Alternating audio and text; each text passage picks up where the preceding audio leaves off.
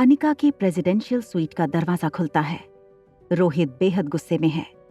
दरवाजा खुलते ही रिया ने रोहित को देख लिया। जब रोहित के सामने दरवाजा खुला तो रोहित को अपने आई लेवल के सामने कोई नहीं दिखा।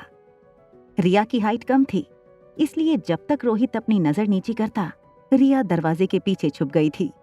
Hello miss Anika, are you there? Miss Anika, मुझे आपसे इंपॉर्टेंट बात करनी है। जब अंदर से कोई जवाब नहीं आया तो हिम्मत करके रोहित कमरे के अंदर दाखिल हुआ तो उसने देखा अनिका बेड पर गहरी नींद में सोई थी। बेडरूम की खिड़की से चांद की रोशनी बेड पर पड़ रही थी।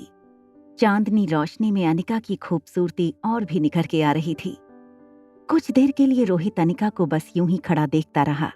रोहित अपने कमरे की ओर लौटने लगा। रोहित अभी मेन डोर की तरफ पहुंचा था कि दरवाजे के पीछे से उसे आवाज सुनाई दी।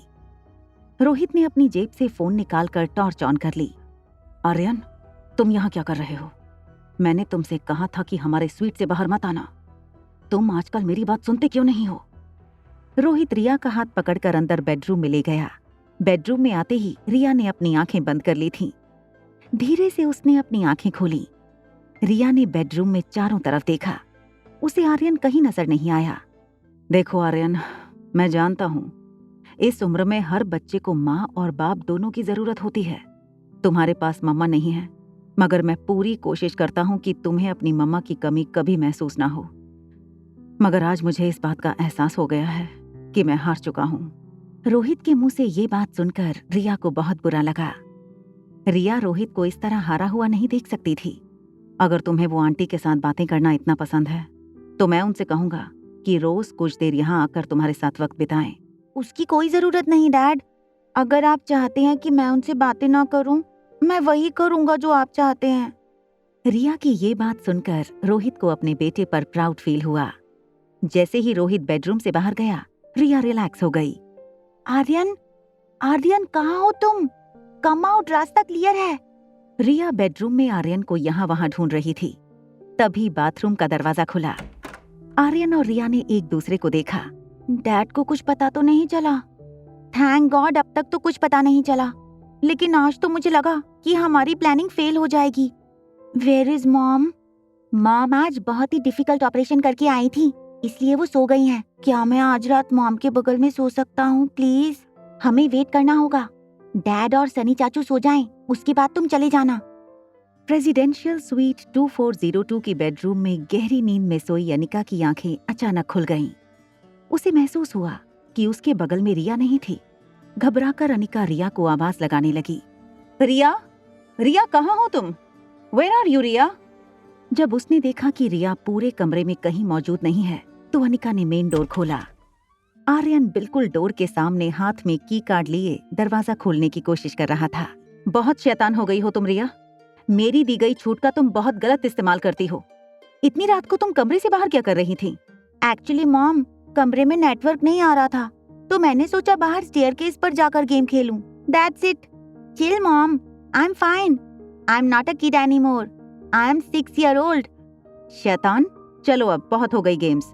आज मम्मा बहुत थक गई है, तो आप मम्मा के साथ सो जाओ।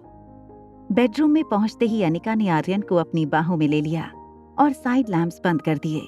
आर्यन को पता था कि आज फिर उसे अच्छी नींद आने वाली है, जो नींद उसे बचपन से कभी नसीब नहीं हुई थी। कुछ ही सेकंड में आर्यन और अनिका दोनों गहरी नींद में सो गए। सुबह के 8:30 बजे थे। साइड टेबल पर रखा हुआ फोन वाइब्रेट हो रहा था। फोन उठाते ही प्रीति ने कहा, दीदी, मम्मी को होश आ गया है, आप जल्दी से आ जाओ, वो आपसे मिलना चाहती हैं। और सुनो, रिया को भी अपने साथ ले आना। ये खबर सुनकर अनिका बहुत खुश हो गई। अनिका भी चाहती थी कि ज्योति बुआ एक बार रिया से मिलें, उससे प्यार करें। तभी उसकी मॉम की मीठी आवाज उसके कानों पर पड़ी। लिटिल प्रिंसेस, अब उठ जाओ, देखो सुबह हो गई है। आज हमें ज्योति बुआ को मिलने जाना है। Get up little princess. Good morning mama, you are looking beautiful. चलो अब जल्दी से तैयार हो जाओ। तुम्हारी प्रिंसेस वाली फ्रॉक अंदर रख दी है, आज वही पहनना, उसमें तुम सबसे प्यारी लगती हो। मैं चाहती हूँ जब तुम अपनी नानी से मिलो तो बस एक राजकुमारी की तरह मिलो। आर्यन ने बाथरूम के हैंगर पर लटकी ड्रेस देखी। वो एक पिंक फ्रॉक थी। आर्यन ड्रेस देखकर बहुत घबरा गया। वो ना ही मॉम को मना कर सकता था और ना ही लड़कियों वाली ड्रेस पहन सकता था। अनिका काफी देर से रिया के तैयार होने का इंतजार कर रही थी। रिया को कभी बाथरूम में इतनी देर नहीं लगती थी। अनिका ने बाथरूम के दरवाजे पर आकर नॉक किया। रिया बेटा, क्या हुआ? जल्दी करो, हमें हॉस्पिटल जाना है। बुआ नानी इंतजार कर रही होंगी। जब अंदर से कोई जवाब नहीं आया तो अनिका ने दरवाजा खोलकर अंदर जाने की कोशिश की, मगर दरवाजा अंदर से लॉक था। ये देखकर अनिका हैरान हो गई। तभी अंदर से लॉक खुलने की आवाज आई। जैसे ही दरवाजा खुला, अनिका रिया को देखकर शॉक हो गई। उसने कहा, look at my little princess, बिल्कुल परी जैसी लग रही हो। आगे की कहानी जानने के लिए देखें अगला एपिसोड सिर्फ पॉकेट एफएम के YouTube चैनल पर। और एक लड़की को देखा तो के सारे एपिसोड को सुनने के लिए डिस्क्रिप्शन में दी गई लिंक से डाउनलोड करें पॉकेट एफएम ऐप।